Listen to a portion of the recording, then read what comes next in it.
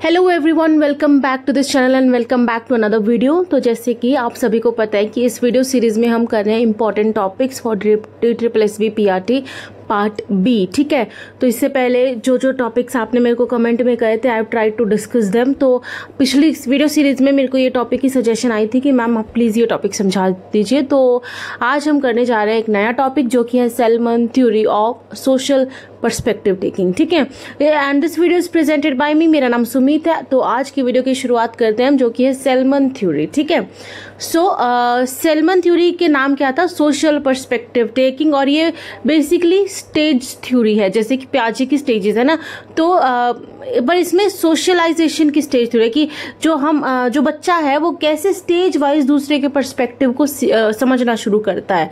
ठीक है, उससे रिलेटेड ये थ्योरी है और अलग अलग एजेस के लिए अलग अलग स्टेजेस सेलमन ने दिए। शुरुआत करते हैं आज की इस थ्योरी की, जो कि है सोशल पर्सपेक्टिव टेकिंग।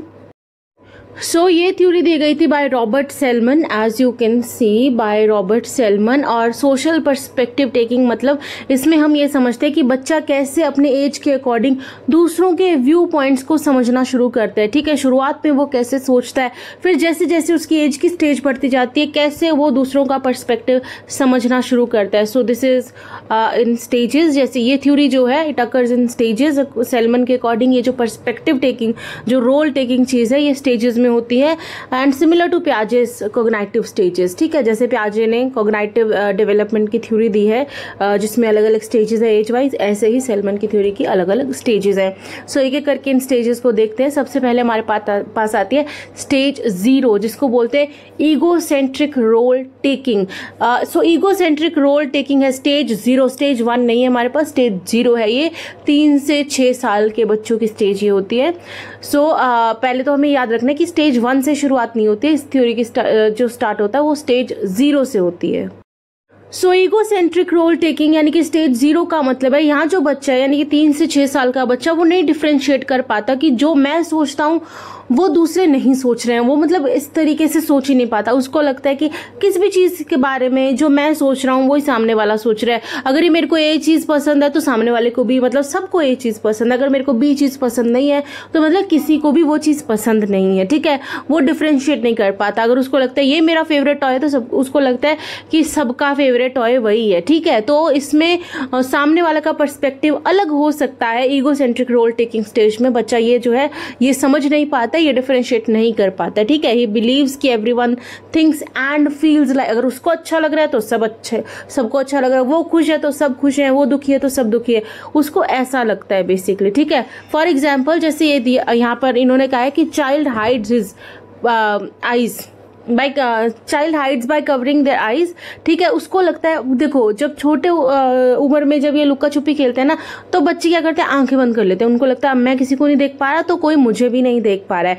तो ईगोसेंट्रिक रोल टेकिंग है, उनको सामने वाले का पर्सपेक्टिव जो है समझ में नहीं आता है। जो उनके साथ हो रहा है उनको लगता है वही सेम सामने वाले के साथ हो रहा है। ठीक है, so this was is the stage 1। Stage 1 नहीं है, इसको स्टेज 0 कहा गया। पहली स्टेज जो कि है स्टेज 0, ईगोसेंट्रिक रोल टेकिंग।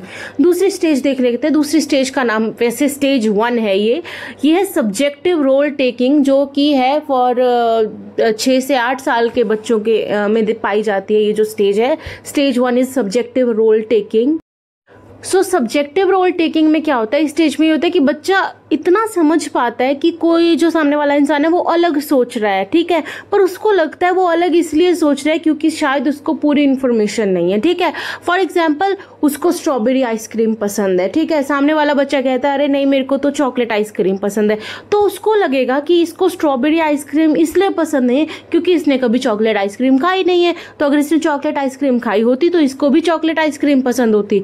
ठीक है, तो इतना तो उसको समझ में आता है कि हाँ इसका नजरिया अलग हो सकता है, पर उसको लगता है क्योंकि उनके पास पूरी इन्फॉर्मेशन नहीं है या फिर अलग इन्फॉर्मेशन कुछ है ऐसी, इस वजह से जो है उसका नजरिया अलग है। और अगर उसका एक्सपीरियंस मेरे जैसा होता तो उसका जो है चीज़ों को देखने का नजरिया भी या पर्सपेक्टिव भी मेरे जैसा होता। ठीक है, अलग है ये समझ आता है, बट जो उसका कारण है वो बिल्कुल जो है मतलब वही है कि बचपन वाला है कि उसको लगता है इसने शायद ये चीज़ देखी नहीं है, इसने शायद ये चीज़ एक्सपीरियंस नहीं करी है, इसलिए इसका सोचना इस चीज़ के बारे में अलग है। दिस वाज स्टेज 1 जो कि एक्चुअल में सेकंड स्टेज थी। नेक्स्ट स्टेज पे हम जाते हैं जो कि है stage 2, self reflective role taking. So self reflective जो है एज द नेम सजेस्ट कि इसमें बच्चा खुद के एक्शंस को दूसरे के नज़रिए से रिफ्लेक्ट करता है, ठीक है। तो वो सामने वाले का पर्सपेक्टिव, पहले वाला तो ठीक सोच लिया उसने कि हाँ मतलब जो पिछली स्टेज थी ना उसमें उसने माना कि हाँ अलग पर्सपेक्टिव हो सकता है, बट क्योंकि उसके पास पूरी इन्फॉर्मेशन नहीं है। इसमें ऐसा नहीं है, इसमें वो मानने लगता है कि सामने वाले का पर्सपेक्टिव अलग है, वो उसके शूज़ में रह के उसके तरह सोचने का जो है वो जो कह सकते हैं कि वो क्षमता उसमें बनने लगती है, ठीक है। So the child can imagine another's perspective, पहली बात तो ये, एंड उसको ये भी लगता है कि सामने वाला भी उसको वैसे ही जज कर सकता है जैसे कि मैं सामने वाले को। फॉर एग्जाम्पल अगर मान लो एक बच्चा मान लो रवि बच्चा है, उसने किसी बच्चे का टॉय ले लिया और वो उसका जो दोस्त था वो क्या हो गया, वो गुस्सा हो गया, ठीक है। तो रवि को लगा कि हाँ गुस्सा हो गया, अगर वो मेरा टॉय ले लेता तो मैं भी गुस्सा हो जाता, ठीक है। तो वो सामने वाले के पर्सपेक्टिव को भी यहाँ पे समझने लगता है और अपने एक सेल्फ रिफ्लेक्टिव रोल टेकिंग, मतलब कि दूसरे हम पे क्यों ऐसा कर रहे हैं वो भी समझने लगता है, ठीक है। तो इसमें दूसरों का पर्सपेक्टिव अलग क्यों है, ये सिर्फ इन्फॉर्मेशन पे बेस्ड नहीं है, वो उनको एक्चुअल में उसके शूज़ में रह के उनके एक्सपीरियंस को खुद सोच के जो है उनके एक्शंस को जो है वो जज करता है या उनके जो पर्सपेक्टिव को है वो समझता है, ठीक है। नेक्स्ट स्टेज हमारे पास आती है stage 3 which is mutual role taking, जो कि हमारे पास 10 से 12 साल के, जो प्रीवियस ईयर में क्वेश्चन ऐसे भी पूछे गए कौन सी स्टेज किस साल के बच्चों में आती है, ठीक है। 2-3 बार तो ऐसा ही क्वेश्चन आया हुआ है इसमें, तो आप ये भी याद रखो कि कौन सी स्टेज जो है किस साल के बच्चों में आती है। So stage 3 is mutual role taking, जो कि 10 से 12 साल के बच्चों में देखी जाती है। सो म्यूचुअल रोल टेकिंग में क्या होता है, वो अपना पर्सपेक्टिव समझता है, अपना नज़रिया समझता है, सामने वाले का नज़रिया समझता है, बट अभी वो इसको ना थर्ड पार्टी पर्सपेक्टिव भी कहा जाता है इस स्टेज को, ठीक है। सो वो ना सिर्फ अपना और सामने वाले का, बट वो ये भी सोचने लगता है, ये भी समझने लगता है कि इस सिचुएशन को जो तीसरा पर्सन है, जो न्यूट्रल पर्सन है, वो किस नज़रिए से देख रहा होगा। फॉर एग्जाम्पल जैसे 10 से 12 साल के बच्चे क्रिकेट खेलते हैं, ठीक है। सो क्रिकेट टीम में उनका कोच है, तो 2 बच्चे हैं, वो आपस में कहते हैं अरे मैं कैप्टन बनूंगा, और दूसरा कहता है मैं कैप्टन बनूंगा। बट अभी वो 2 बच्चे जो हैं वो एक मतलब कोच के नज़रिए से भी सोच सकते हैं कि इस सिचुएशन में कोच क्या करेंगे, तो कोच क्या करेंगे, जो अच्छा खेलेगा ना उसको कैप्टन बना देंगे वो, ठीक है।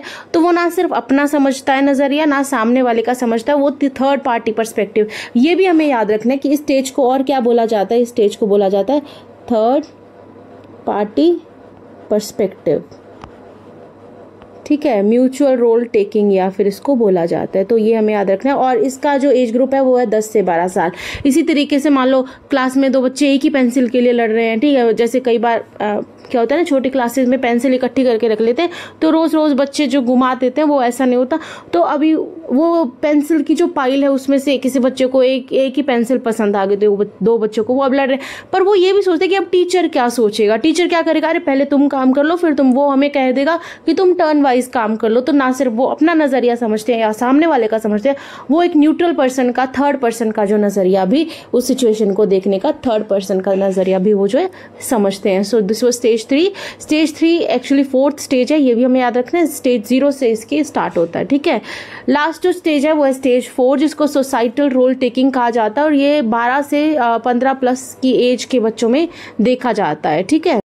सो सोसाइटल रोल टेकिंग की स्टेज में बेसिकली क्या होता है कि ठीक है ये है मेरा नज़रिया है, इसका नज़रिया है, तीसरे इंसान का नज़रिया है, पर इन सब के ऊपर एक ना सोसाइटी का नज़रिया है। तो इस स्टेज में मतलब इंसान जो है, इस स्टेज में बच्चा ये यंग अडल्ट हो जाते हैं स्टेज में, तो वो सोसाइटी के नज़रिए को जो है प्रायोरिटी देना शुरू करते हैं। उनके जो डिसीजन होते हैं वो उन पे बेस होना शुरू हो जाते हैं। जैसे बच्चे को रात को खेलना है, ठीक है, उसके दोस्त को भी खेलना है, उनको सबको बाहर खेलना है, पर उनके ऊपर कुछ रूल्स हैं जो उनके पेरेंट्स ने बनाए, तो उनके अकॉर्डिंग उनको डिसीजन लेने पड़ते हैं, ठीक है। सो इसमें पर्सपेक्टिव वो खुद का नहीं, इसमें जो है सोसाइटल वैल्यूज़ और नॉर्म्स भी वो समझने लगते हैं, ठीक है। जैसे कि किसी को बहुत जल्दी है कहीं भी पहुंचने की, स्कूल पहुंचने की जल्दी है, बट बाइक चला रहे, बट उसको रेड लाइट पे रुकना पड़ेगा क्योंकि वही जो है नॉर्म्स कहते हैं। तो खुद का नज़रिए से कोई फ़र्क नहीं पड़ता है, कुछ रूल्स भी हैं सोसाइटी में जिनके अकॉर्डिंग वो फिर चलना शुरू कर देता है। इसमें वो सोसाइटी के रूल्स और वैल्यूज़ के पर्सपेक्टिव से भी अपने एक्शंस को जो है वो देखना शुरू कर देता है, ठीक है। सो ये स्टेज 4 थी सेलमन की थ्योरी की।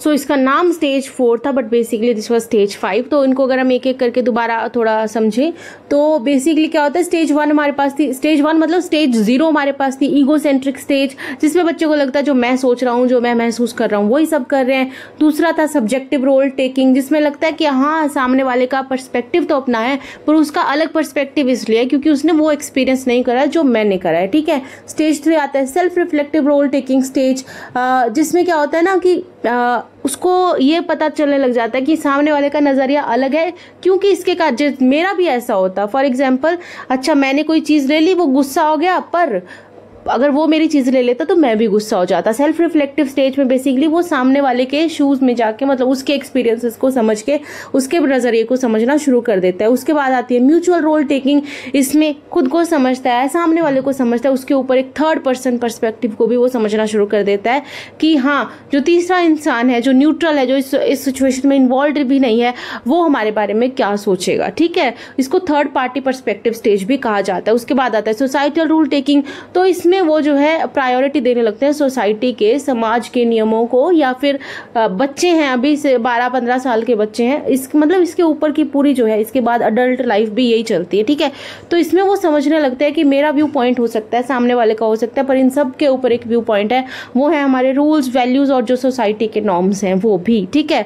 सो ये सेल्मन थ्योरी की स्टेजेस थी, जिसमें मतलब बच्चे का पर्सपेक्टिव कैसे डेवलप होता है स्टेज वाइज वो दिया गया था। आई होप आप सबको समझ आ गया होगा। कुछ डाउट हुआ तो कमेंट सेक्शन में आप पूछ सकते हो। इसके अलावा अगर किसी को और भी कोई टॉपिक समझना है तो आप मेरे को कमेंट सेक्शन में जो है सजेशन दे सकते हो, मैं उस टॉपिक पे वीडियो बनाने की पूरी कोशिश करूंगी। Thank you so much for watching this video.